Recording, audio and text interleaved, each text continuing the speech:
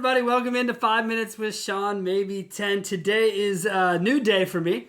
This is take two. I've never done this before, but after recording the last episode and talking with my wife and my business partner and looking at the episode, it just did not come across the way that it should. It became too much of a frustration that I've been dealing with about relationships that I let boil over into something that was much bigger than that and actually much pettier than that. So it just didn't come across right. So let's get past that and move on. Here we are. Relationships is my point. I view myself as a pretty damn good one. And I only say that because when people have always said to me, Sean, you're a great salesman, you can sell anything to anyone. It always felt weird because I never felt like it was selling because I've always built rapport. That's always how I've done my job. I've asked questions, the right questions. I've asked and listened. It's the same thing I apply to my interviewing when I have people on my show. It's not selling. It's about making sure that whatever they're trying to acquire, you can help them with and make it match up, right? So I've made a living my whole life doing that, and now we've created a business that deals with the vendor-dealer relationship, as it were. And we started the company because that relationship has always been tenuous at best, right? And there's a ton of turnover across the board. Forget what's going on now where people are furloughed and laid off. And that whole thing is even worse now than it was previous. But in previous, that's why we started. So relationships is sort of my thing. It's what I do. And recently in business relationships, because my clients do business with me because A, they trust me, but B, because of the connections and relationships that I forge with companies so that our company can get what we need to help them see what's really going on with the product, right? That's part of what the offer is from what we do. So when I look at relationships at a business sense, I wonder about a couple of things that have happened to me recently. And one of them was a company that I've been doing business with for over 5 years. And we have a partnership together. It allows us access to data, gets us into, certain heads up on featured items, etc., blah, blah, blah, right? Some of them have financial component of them, some of them don't, whatever. The point is that what we like about it is that we like the relationship where we can get the access. I don't care about the money. Okay, I'm serious. I know it sounds ridiculous. I don't care about that. I care about my company having specific access and my clients having access to specific pricing that is only for my clients. So I have to forge deep, hard, strong relationships. And you have to do them at the highest levels because of the churn at lower levels.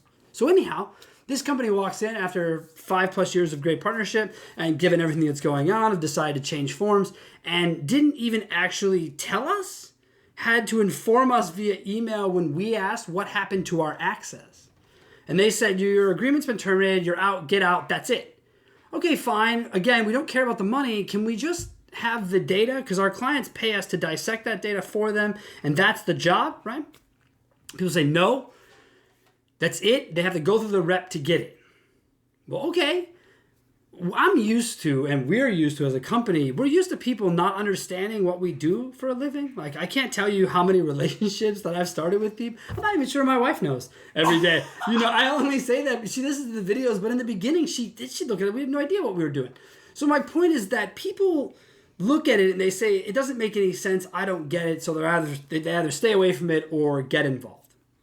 But from where I sit, it's a no-brainer because we forge the relationship so you don't have to. But when someone changes that relationship overnight and via email, which, by the way, people, even in today's world, couldn't you pick up a phone? Couldn't you? I don't care if it's 5 years business, 5 years personal, 5 years with anything. Just if you have that much invested in each other, can't you just pick up a phone, have a discussion about why things have to change? You see, part of what's going on with relationships and the reason that I think that I excel is because I try to be a chameleon and deliver whatever conversation I'm having with people that will best suit that discussion. Right? So delivery is a big part of why I'm successful having relationships, I think. I'm not a scientist, I don't really know, but I think that's what makes it good. So when people's delivery sucks, it takes a relationship and sours it immediately. So delivery is a big part of the problem. So this delivery and this business exchange, that sucked. Well, now I got to take you into social media because recently I have made some really killer relationships. I, for all intents and purposes, am basically a shut-in who loves nature. So I'm not out now that we don't go to shows, my business interaction is with LinkedIn and then people via my phone, whether it's text, email, phone calls, whatever, right? That's it, especially now. Even more so, even people I did go see in person, I've developed a digital relationship that are an hour away. So this now has to change. So social media is a huge part of the relationship building portion of it. Again, the only reason we could start CarBiz is because of relationships that I've been forging for years. So, but you have to be careful, right? When you get into relationships with people, be careful who owns it. The company I just mentioned, when they cut off our access, they thought our clients would just roll over and go to their agent who's probably overworked with 200 plus rooftops of their own. And the clients didn't, they left.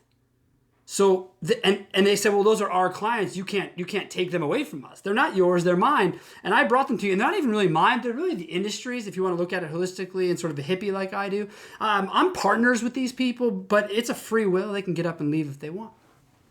So socially, when you start making relationships with people, and I've made great ones. Recently, Tim DeJesus, dude, guy's awesome. If you don't follow him, check him out. Going back old school, Bill Schomburg, Tim Rowe. These are people I met only via LinkedIn and social media relationship building. And those two dudes that I just mentioned, T. Rowe and Brother Schomburg, they are relationship pros. That's also what they do. Bill will tell you that's how he's made his whole living. And listening to him talk is part of why I look at myself and say, look, that is what I'm good at. It's not about selling something. It's about realizing value in people and putting those values together. So again, that's what we apply to the business. It makes it really fucking cool and work really well. But when you do that and you be honest with an industry, and when your relationship is built on honesty, as I believe it should be, because that's what I think makes us successful, is my brutal honesty, good or bad, that sometimes gets construed as picking on someone. For instance, I had a recent situation where I made a comment on a post about a large company in our industry having more traffic to their website year over year, and it was amazing. And all I said was, guys, that's weird because I'm seeing less conversion from SRP to VDP, phone calls, emails, etc. I would have made this comment, I've made this comment 100 fucking times in 10 years. I'd say easy. Anyone who knows me knows that anytime I hear someone say we can drive traffic, the first challenge I have is at what quality rate and how do we measure it? So creating traffic, especially on the internet, dude, super easy. Can you get quality traffic? Can you drive it to where it matters, right? So I made this comment, again, wouldn't have mattered if it was XYZ company, happened to be a big company. Within a week, I wake up to a in-message or a DM on LinkedIn about how I want proof of how you could speak about my company this way. I thought to myself, first of all, it's social media, dude.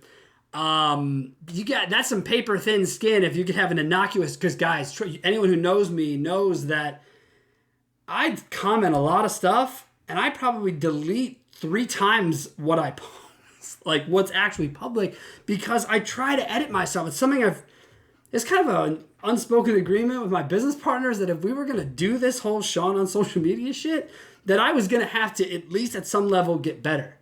I mean, that's why we're in take 2 of this whole thing, is because I needed to be better, right? So here I am. It doesn't happen often. It doesn't? No, it does not. But here it is. I'm 100 episodes in, 120 episodes into my show. I've never done it, so I don't really care. But the point is, trying to be better. And in the relationship that I have with my wife, my business partner, the honesty that exists allows us to bubble it up and have this discussion. So anyways, this person says, I want proof of what you say to me or what you posted. And I said, it's your data. And that's for any vendor. Any vendor who ever hears me say anything about you, what I'm seeing your data that you supply to your customers. Okay? That's your job. But I'm doing it because I can do it at scale without turnover. You're probably better suited, all of you, calling me and having me scale it for all of your businesses because it works better the way I do it. And so that's the truth. Because of the relationships I've built, we can do that. So anyways, now he wants proof of what I'm saying on social media, which anyone who's ever posted knows I don't owe you shit for proof for nothing. Nobody. I don't care how high of a level you are. I don't care where you are in the world. Doesn't matter. I don't owe you anything. But I will give you the reply if it's your data, go looking for it. So then it spun around to like, well, that's not what I'm talking about. I'm talking about, website transfers and what happens on the dealer sites. And I said, well, that's not what the article about and not what the post was about. And then it just really went downhill from there. And I left it alone, which again, it's not something I do, but was not my idea.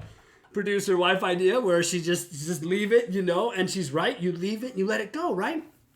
Wake up 2 days later and business is not as usual, right? Things are a little bit more difficult in my world because I've done this. Fine, whatever, we move forward. No one cares because at the end of the day, when people get in my way, remember this, all you do is inconvenience your clients. That's all that you have done when you block what it is that I'm trying to do for a living. And if you're blocking me or you have a problem with what I'm saying, you are probably guilty of something.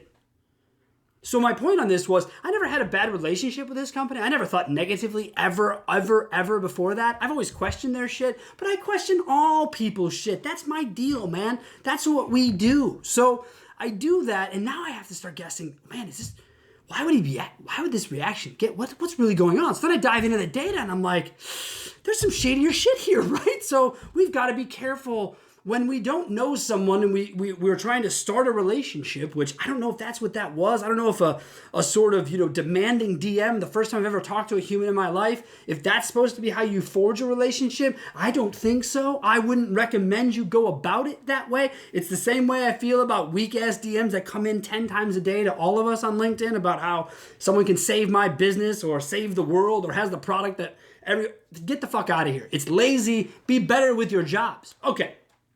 I'm going on, but it's because relationships are, when you look at it, it's really the most important part of what we do. In the human element right now, today, and what we're dealing with, people's relationships, being able to text and check in on someone, make a phone call, has never meant more to people than right now. So on a personal level, let's try to remember that it's about just checking in. It doesn't have to be a 20-minute Zoom call or a 4-hour Zoom family meeting. It can just be a text. It can just be an email. Check in on people. See how they're doing. But at the end of the day, my relationships with people is all that I work on day in and day out.